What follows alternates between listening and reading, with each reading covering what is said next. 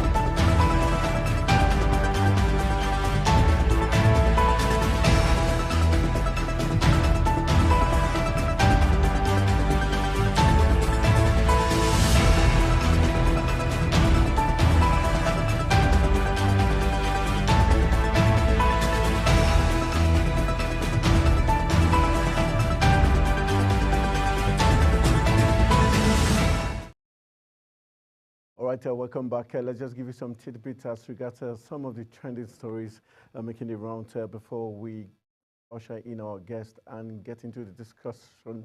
Let's say that President Bola Tinubu is expected to receive a report on the performance status of the federal government, ministries, departments, and agencies for the first quarter of 2024. Presidency sources with knowledge of the development said the report will form the basis of the president's assessment of his ministers. A second source who did not want to be mentioned also debunked speculations about some ministers being marked for sack, describing them as rumors. All right, so that's one of the talking points we'll be looking at on today's edition of the program. We'll also be taking you to the party funds issues where the NPP faction has dragged the Kwankwaso to the EFCC. Yes, a faction of the New Nigerian People's Party has dragged the party's 2023 presidential candidate, Rabiu Kwankwaso, and 13 others to the Economic and Financial Crimes Commission over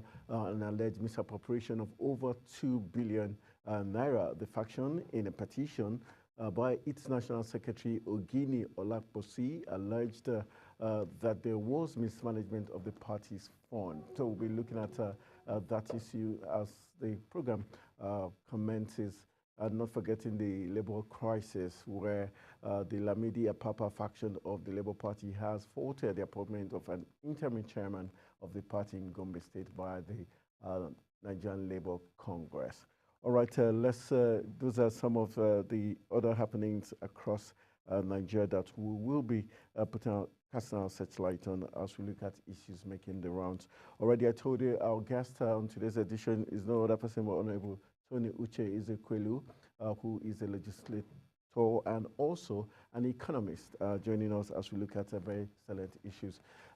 Good evening and thank you for joining us in the studios. Thank you so much, Tony. I'm very happy to be here for the first time. All right, welcome. Let's begin our talking point. We'll be looking at, first of all, look at the food crisis, tackling food crisis, the causes and effects. A lot of analysts and public affairs commentators have pointed out that the food crisis is majorly due to the inflation and also the insecurity ravaging the country. As an economist and an entrepreneur also, let's look at the food crisis. The federal government, yes, had come out to declare food emergency and food insecurity crisis in the country. Do you think the measures that have been taken by the government can solve the situation?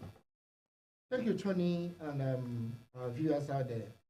I'm very happy and glad to be part of the global vision. Yeah. It is my pleasure to be here. Looking at the problem of the food crisis that we have in this country currently, and then the measures that have been put in place by the federal government, I just laugh because to me, actually, the federal government is not actually done anything serious, and I don't think anything serious about it. The fact of the matter is that before you solve a big problem like this, you first of all look at the root cause of the problem, resolve it. When you resolve the foundational problems, then you can now easily take care of the problem, the symptoms of the foundational problems. For you, what are the causes? That's where I'm going now. Okay. If you look at the problem of the food crisis that we are facing in Nigeria today, and the high rate of inflation to the point of, according to MBS, 40.01%.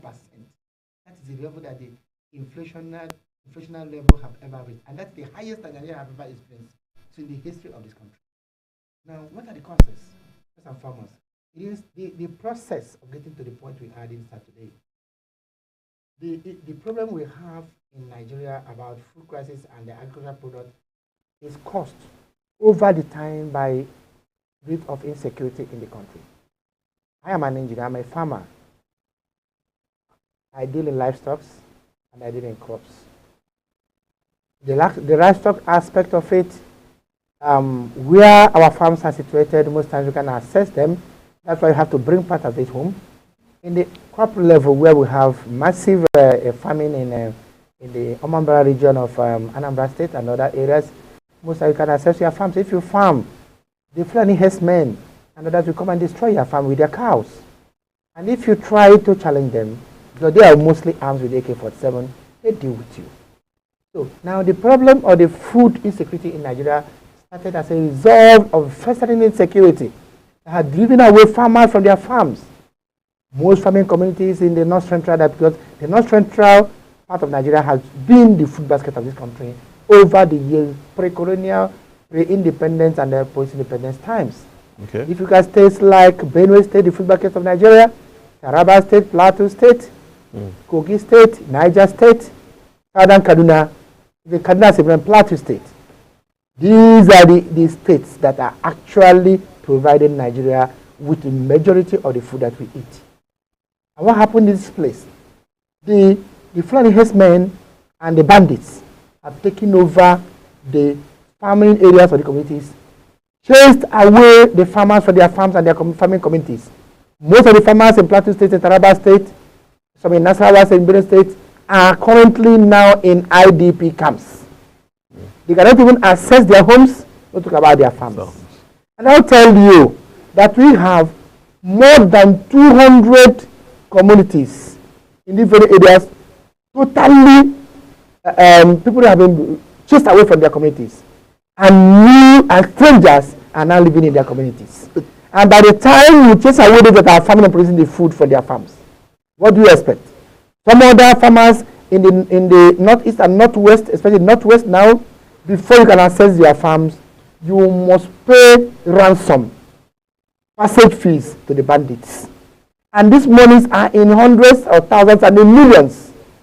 And you see that, and if you go to farm without paying for protection in the hands of these bandits warlords that have created some fiefdoms and the chiefdoms in these areas that are now becoming the new government in these areas, you cannot farm. And by the time farmers are chased away from their farms and they cannot farm, how do you get the food?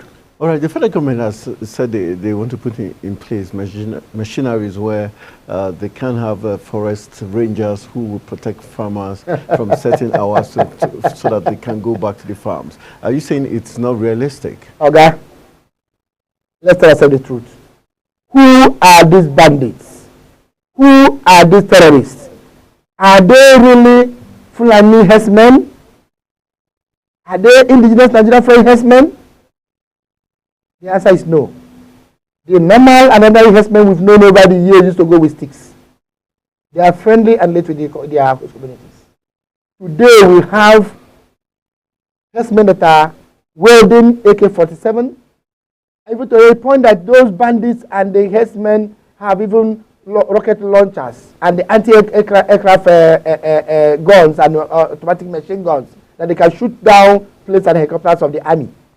Now you see, from what Buhari said, the former president of Nigeria, he said that those bandits and those clear herdsmen are not Nigerian Fulani, that they are from other neighboring countries.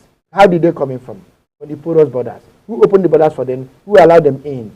The military and other security agencies. And you tell me that forest rangers... When you say they allowed them, I mean due to their negligence or what? Both negligence and connivance from what General T.Y. Danjuma, who was the former chief of army and chief of defense staff in Nigeria, and former number 2 man in this country.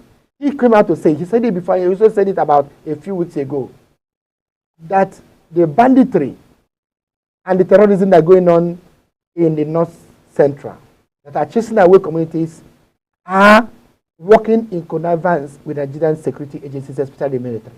That is the statement of General T.Y. Danjuma. Who knows and who should know better? So, now, who secures our borders? The customs, the police, the army, and the air force. Now, if these borders are properly policed and secured, how will they come in? In every country, you have your military deployed in the border to protect the borders when there is crisis. And if the military have been appropriately deployed to our different borders across the northern Nigeria circles with the borders with other countries, these terrorists cannot and will not penetrate into Nigeria and occupy a very vast area of Nigeria, governing by themselves the way they want. And if the government is actually being truthful, if the commander-in-chief of the Armed Forces of Federal Republic of Nigeria is actually being truthful to Nigeria and actually wants to stem the tide of insecurity, you're not even talking about forest rangers. Because we have enough, forest rangers should be what states and local governments should be doing, not the federal government. We have a military that have the ability and capacity and capability to contain and control, and they completely oppose and they eliminate these local bandits and terrorists and the bodies foreign ones that are coming. Because once you lock up all the borders, they cannot come in. And the those that are inside, you move in. I have military training, military background. You now move your training and draw the line and move in the army and the air force and the other forces from and wipe them up. While those from the borders will wait for them, as they come to the border, they wipe them off. These people take them and they clear them off. And let me tell you, if Nigeria is really serious and the commander-in-chief of Nigeria is really serious about solving this insecurity problem in Nigeria, I'll tell you that 2 weeks is enough. 2 weeks. 2 weeks is enough for the Nigerian military, who will know the capacity. Nigerian military of the Ecomoc time, or the Congo time, and other peacekeeping. I'll tell you 2 weeks is more than enough. 2 weeks is more than enough for them to solve the problem. The issue of having insiders have made it difficult for our military to resolve this. If you understand the workings of the military, whether it's sincerity or purpose, those people you call the insiders can easily be filtered by intelligence. In the army, you have the intelligence unit, you have the policing unit. These people, they are fortunate, they have information. They know where these bandits are. They know where the terrorists are. They know their location. They know that's equipment. I'm telling you. I'm an engineer. And I also have my security background, military background. I'm an engineer. And I know too well that if Nigeria actually wants to be sincere, we have surveillance equipment. And they know, they have the knowledge. They have the information where these bandits are. Simple GPRS mapping and tracing. Just use your satellite. They know exactly where these people are, their movement and their locations. If they are serious to wipe them out, they will wipe them out. They will take them off with drones and with the Air Force. And then the land army will come and mop them up and they are gone. The issue is that the insecurity in Nigeria, to me, and from my study and research, and from what many stakeholders and people who are working in that system have posited, the insecurity in Nigeria is a business of the top class of the Nigerian stakeholders and many of the elites. It's a business they are doing. They are doing the business of exploiting the rich mineral resources of the northern Nigeria. Nigeria has abundant quantity of gold, uranium. We have diamonds. We have polonium. We have lithium. We have, name it, after Congo. Nigeria, as far as the mineral resources is concerned, is the second richest country in the whole world. And this is where foreign and local criminals who are top in government and top in the society are now creating this insecurity for them to be looting and stealing this country dry. What they are doing currently is exactly what the criminal colonials from Europe did during the colonial times. They came here and told us they want to bring civilization, they want to bring church and religion and all that, but they were here to steal, to loot, and then to destroy, so that they took over the wealth of this nation. Nigeria, the federal government of Nigeria won't tell me that this thing they call a solution not a solution. They are only giving lip service to the problems. They know what the problems are, they know how to solve it, but the political way to do it is where the problem is, because most of them at the topmost level are corrupt. And they don't want to do the right thing. All right, let's move on to the next talking point. In case you're joining us, the desk on Global Television, and we're looking at big issues and making the rounds in Nigeria. My guest is not that person, but Honorable Tony Uche Ezekwelu, who is an economist, a legislator, and many more things. Also on a farmer, always remember that. And a farmer, add that to the list of many things he does. All right, let's move to the next talking points. We've got the Nimbo killings. Suspected Fulani herdsmen invaded the southeast is the next talking point. We've got a very disturbing video. Let's see if we can see a little bit of that disturbing video as regards where it's been said that at Udowani local government area, where 3 policemen, 1 civilian, as many as 5 were missing, and the security agents combing the bush discovered 5 more dead bodies. And it's been alleged that suspected Fulani herdsmen carried out this very dastardly act and killings, very sad occurrence. Let's look at the people and looking at the southeast region. Initially, the biggest concern Nigerians had was the sit-at-home phenomenon and the issue of IPOB and all that. Now we're seeing, it looks like the headsmen or the suspected Fulani men causing lots of, damage in the southeast, so to say. What do you think is actually playing out as regards insecurity in the southeast? Thank you so much, Mr. Tony. Let's go back a little memory lane. I happen to be the former youth leader of Ohanaeze Ndigbo Youth Wing, Anambra State, and later the acting national youth leader of Ohanaeze Ndigbo Youth Wing worldwide. I had security structure under me. I had intelligence network, and I work with security agencies and the other bodies to ensure that during this period that we have administrative peace and unity and coexistence in the southeast. Before the 2019 general election, there was total peace, unity, and harmony in the southeast of Nigeria. The peace of Nigeria, the peace of southeast was violated, politically motivated. The insecurity in southeast is politically motivated. And I have my point, I can prove it.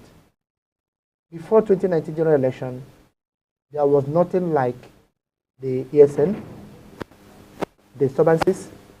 There was nothing like the unknown government. The Fulani herdsmen, whatever, dare not try some of those rubbish in the southeast. But as we are marching towards the 2019 general election, it became very clear that the southeast elites and political leaders started to flaunt the peace of southeast as a strong point to demand for the president of Nigeria to come to the southeast. That we have peace in the southeast. If an Igbo man becomes the president, that he can guarantee peace in Nigeria. And somebody from the top, from north, told him, okay, if that's the case, let's see if the southeast will remain peaceful. I could also remember one Prof. Let me not name the professor, and the youth group from the Arewa group. They made some press conference and told us, you people from the southeast are the cause of the insecurity in the north. That it is your men that are doing business, selling, what they call that drug. What I know that they are selling codeine and other of those drugs to their northern users and make them to become users and become bandits and start doing all those things. And you have your peace in Saudi. Let's see if it continues. So what was happening? Before the 2019 general election, crisis started in the southeast of Nigeria. And it started like unknown government stuff. They call it unknown government, whereby they will go to prisons and release prisoners. With so many things, and collecting arms and ammunition for police stations, attacking military and others, assessing all those things. Those things that has never happened in the southeast of Nigeria. And by the time the Owerri prison jailbreak was conducted, and by the time they looked deeply into the findings and said that more than 70% of those that were caught that did operations were not Igbos. And originally they said, the IG already has said, it is the IPOB. And they found it wasn't. That 70% of the people are you cannot speak Igbo, are non-Igbos IPOB members, what he said. Then finally it culminated into series of unknown government and others that now led to the ESN coming into play to state, and then the Fulani herdsmen attack in different parts of Igbo land across everywhere, taking over our bushes and forests and our communities. Then the whole thing escalated and started. That was how it came about. Today, just a few days ago, the Nimbo thing happened. If you could remember, a few years ago, about 2 years ago, there was another crisis, another hit in Nimbo, where the whole village was people were massacred. Houses burned by Fulani herdsmen. And the Mietiel and others, they took responsibility that they did it. What did they say? That they were retaliating the killings of some of their cows and their men some tens of years ago. This time around, from our finding, because Ohanaeze Youth Wing and other groups have also gone into the findings of what actually is happening. And from their findings, they've also visited all the security formations in the southeast to discuss with them. And what's happened, they said, it's a retaliation by the Fulani herdsmen because of the killing of their cows and some of their headers in some time in the past. Where is government? How do we be able to, and you know that Nimbo and also Wami is an agrarian area in Enugu State.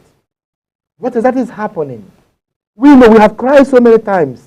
And insecurity in the Southeast is sponsored by external forces. And then the state cannot totally discredit themselves, the state institutions, the state security institutions, from what is happening in the Southeast. So when they want it to stop, they make it to stop. But one thing you know that currently now, the leadership of Ohanaeze and other leaders in the Southeast of Nigeria, we have taken a stand. And that stand is very, very clear. If the government have refused the security to protect the lives and properties of our people, we find a way of protecting our people by any means possible. I mean, by any means possible. We cannot allow our people to be massacred and our land taken away or people to be destroyed, even Nigerian security agencies murdered. And you tell me that the murder police and military officers and the military police will not find out who did that. Come on. Nigeria should wake up for this nonsense. Right. The government should come to its government should wake up and do the needful. Let me tell you, insecurity in anywhere, any part of the country is a danger and threat to security anywhere else in this country. That was why in the last few months, until recently, Abuja became unsafe. A place for kidnapping, armed robbery, and all the terrorist attacks, even in Abuja here. So what needs to be done that the Southeast leaders should come together. All the governors, legislators and others, and the leaders of Ohanaeze, committee leaders come together and do something about it. Then also talk to the federal government to do something about it. In terms of talking to the federal government, we know that in every administration there's a quarterly or periodic assessment of how well and how far the army security chiefs have done. And there's always either a reshuffle or sack of the service chiefs if the government deliver the goods. There's the current service chiefs. Well, the current service chiefs have so far done better than the previous ones. I'll give it to them. They've done better. Why but they've not done enough. A few months back, we had consistent killings and kidnappings. Yeah, but I say they have done better than the previous ones. Why? Because if you see the level of the results, in fact, Idado, the place that had never been attacked before, went into the by many have gone there, rescued captives, killed most of these terrorists, neutralized them in their own language, and then rescued some of these kidnapped victims. There had been a report of serious area surveillance and other things. In fact, I'll tell you, without me saying word, that the rate has actually reduced. But the reduction is minimal. It's better than during the administration of Muhammadu Buhari. It's far better now. The number of ungoverned spaces are reducing gradually, but with snail speed.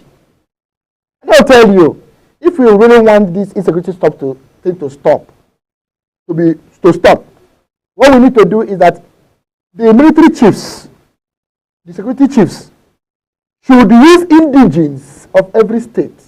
Is that not to command? No. Going to state policing. Yeah, well, I'll come to that place. But the issue that, like, for instance, in the military, 82 division should be manned by an Igbo man. Likewise, Onitsha should be manned by an Igbo man. And then the same all these formations manned by those who have apart from the national duty, who has also personal interest in those areas, because they know that if you don't do it, you or your family members will be indirectly involved. If you go to most of the Southeast now and other places, most of the formations, the police, the DSS, the army, and others are foreigners who don't even know the local terrain. Most of them may not even be understanding Igbo.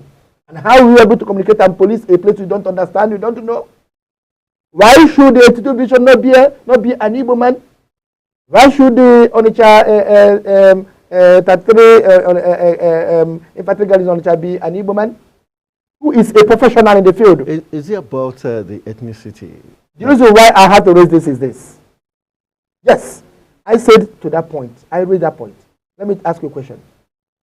In most of the southwest and northern states, the commissioner for who are they? Northerners. I mean, apart from Abuja now, for the first time, you have an EMBA as the CP of Abuja. The fact is that security is local. Take it or leave it, security is local. True. And for you to be able to effectively police an area, you must understand the people. You must have their confidence. You must speak their language and they understand you. And they don't feel, because if you bring foreigners down there, the people will be very skeptical of giving information to them because they'll be afraid. For instance, most of the times, by the time those that are called not on the Fulanis are the people that are policing or securing these areas, and the Fulani herdsmen attack, will they go and attack them back? In fact, most times they won't. Or before they have allowed them to finish what they're doing before they now come after to do what is called the after effect. So what I'm thinking is that let us make this security local, and that's the way out. And that's why I will strongly support having state policing.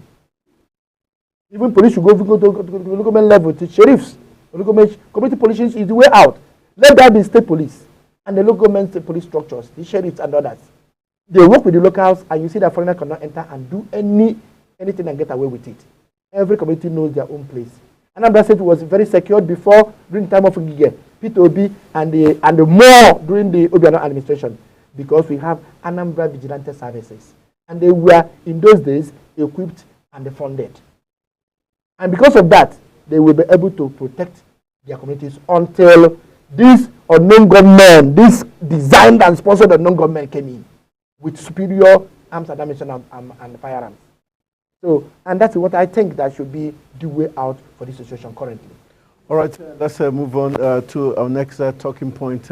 Let's enter into some other interesting spheres. Let's look at Nigeria in terms of the government has said they would put every machinery and policy in place to attract foreign investors into the country. The law in the country. That's what we're going to be talking about, the ease of doing business and the rule of law specification.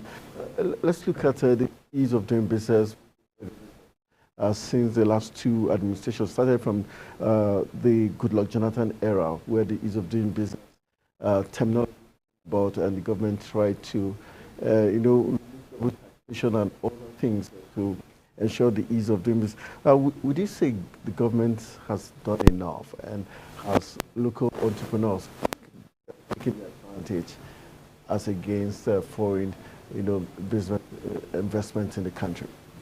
Thank you so very much. The only foreigners that go to invest in a country that is riddled with insecurity are foreign investors with criminal intents. The type of people you see in Congo. The type of investors and foreign investors you see in Congo. The type you see in Niger, in Côte d'Ivoire, in northern Nigeria, and in some of those countries. The type you will see in Palestine and Ukraine. Those people, the kind of the jackals of war type of businessmen you see that will come to invest or do business in a place that is insecure. Most foreign investors, in quote, especially the Western people, don't actually bring their money to invest in your place. Most times they don't. They come to take from Africa. They don't take from Nigeria. Most of them are here to loot what we have here because they have rice cane. And sometimes some of this money they come back here to invest, and some of the money that are looted by government officials and those that are near the government of the country. They loot it to foreign countries. They now give this money to some of the rice-caned criminal businessmen. They come back here, use it to do as if they are invested and steal more from the system. Now, the ease of doing business in Nigeria recently have worsened so badly from the time of Muhammadu Buhari government, but it has become worse at this point in time. And that is why the last time our president went to Saudi Arabia, what's the name of that place? Kuwait, what the name of Qatar. In Qatar, to go and look for foreign investors. And they turned down, they are not coming. Right? With this insecurity, with the destruction of investment of citizens of the country in Nigeria, most times without recourse to the rule of law. Before foreign investors will invest in your country, you will be very sure that your judicial system is working optimally. They make sure that there are laws to protect their investment. They make sure that their properties and what they are bringing in are protected and not be destroyed or demolished. Now, the government started on a new note. When the government came in, we said, okay, at least President Asiwaju Ahmed Tinubu is a businessman, and therefore he can, understand this. But when he came in, what started becoming startling is that immediately after the general election, they started demolishing properties of people in Lagos. And most of those properties they demolished, most of them were officially acquired, even if they are not. There are no legal means of trying to sort out and talk and make sure that you don't destroy investments of people in Gestapo manner, as if those people are just common criminals that are in the forest. While the criminals in the forest and bandits are there having their sway time, even coming to kidnap people in the train, in a metropolitan train running from Abuja to Kaduna, and nothing has been done. What we do is moving out bulldozers. And at times, like what happened in where it's called in Lagos yesterday, you give people 2 hours to vacate an estate.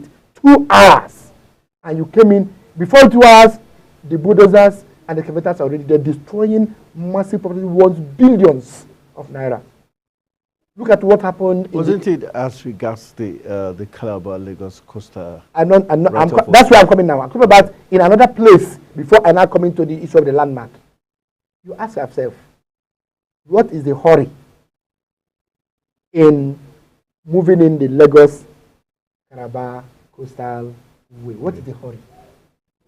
Why are you in a hurry to destroy multi-million dollars investment? But we know that as of 2 days back, last week, compensations were already paid to landowners. Excuse me, I asked the question, what is the hurry?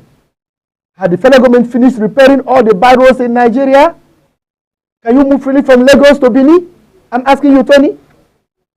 The east-west road has been completed. The Lokoja Abuja Federal Highway has been completed. The Lagos-Ibadan and the Lagos to Ibadan to Ilorin and other highway have been completed. The Kano-Maiduguri highway have been completed. The Kano-Kaduna have been done. The Kano-Sokoto-Kebbi road have been done. As most now, the worst of the whole roads in the whole world today is the Benin Auchi Federal Highway. I ask you, Tony, in that place they have river on the highway that even trucks fall inside it. All of us saw the report in some media outfit within the last few days. That road, can't government give priority attention first to those infrastructure that are bad? Put them in order. Like for instance, what the FCT minister is doing in Abuja on terms of roads now. Renewing most of the urban roads. Excellent, beautiful. Now, you know that the Calabar Lagos Coastal Way will take more than 80 years to complete. Then why now go to start with where people have investment? Why can't you redesign that road to avoid those investments you are paying compensation for? Why are we so destructive in this country? And when you destroy those things, you think that foreigners are not watching? Before anybody invests in the country, you must go the country. You must do feasibility study. You must do market survey before it comes in. Or just like what happened in Abuja just a few weeks ago, when a multi-billion naira real estate investment by Praco was demolished in a school extension without notice, against court judgment and court orders by the FCT minister and the FCT administration. They already had a court order served on them, received by them. And they said order came from above. They did not even go to mark the property for demolition. They didn't come there for talk. They came around 6 a.m. in the morning with bulldozers, D8 and D9, about 6 of them or more, with excavators and other 8 movers, and started demolition without notice. Multi-billion naira investment. And I want to tell you, that investment does not only belong to Praco and the Okachukwu Prince and Princess and all that. So many other investors are there, both local and foreign, and you destroy their investment. worth billions. And what does it tell you? How will the foreigners now come to invest and bring in their own money? They will not. The issue is that I think the federal government should first of all stop all this vendetta, hateful, and then unconventional destruction of properties of Nigerians. They should find a way of resolving most of these trade disputes, because from what FC's minister said, there was a dispute between the Lebanese investors of Sunrise company and then the Praco people. And because of the disagreement between them, they are dragging who owns the land. And the people have all the approvals here. You don't go and destroy one person's property. Why should you destroy it? Why can't you sit down and talk with them and resolve it? All right. So if the development continues like this, both local and foreign investors will start running away from Nigeria and the economy will start sinking. We need so much dollar coming in here. We need foreign exchange coming in here. We need our people to become productive so that we can feed ourselves, so that this economy can become alive. If not, I'll tell you, in a few weeks, a few months to come, Nigeria will become in a type of state that hungry will become so much in this land that people will start uprising against the government of this country. All right, let's time that our friend. We've got barely 10 minutes to call it, about 8 minutes to call it a wrap. Let's get into the next talking point. We've got the regional peace, sighting of the U.S. and French bases in Africa, the implications, and also we also look at the Russia-Ukraine and Israeli Gaza-Hamas war, the implications of this global war on the different countries. Would it lead to third world war is what we're looking at. And also, let's quickly match this together. We know that the French have got some base in the African continent in the Francophone-speaking countries, while the U.S. also has its own base. Let's look at the implication of this. Already, they had to expel the French troops from the country. And now they have expelled the United States troops to leave. Now, so many stakeholders have spoken to the federal government over the issue of accepting the military base of the United States and France. So northern governors went to the United States some days ago, and maybe the United States government asked them that condition for coming to assist them will be they will have a base in their place.